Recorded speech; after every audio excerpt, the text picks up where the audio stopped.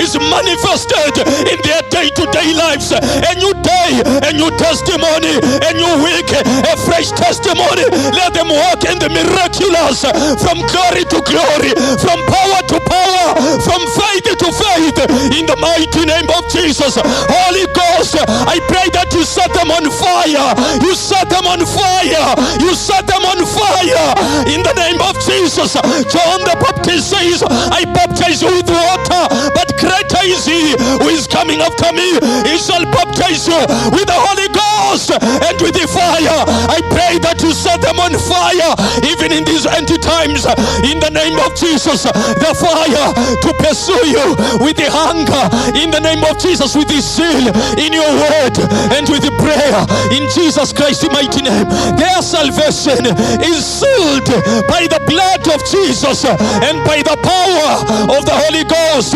In Jesus Christ's mighty name we have prayed. Amen. I just want to thank you for giving me this opportunity. Thank you very much, Reverend Moya. When we were reading those things, it was like, is he talking about me or somebody else? You know, sometimes you don't see what things are happening. Thank you for that. It's like a relay. So this is the Bible. I'm giving you the next. That's you now. Yes, over to you. With this wonderful man and wonderful congregation and a wonderful district. I work with these men. Yeah, they are tough sometimes. But one thing that I learned, you know, all these pastors, they are called.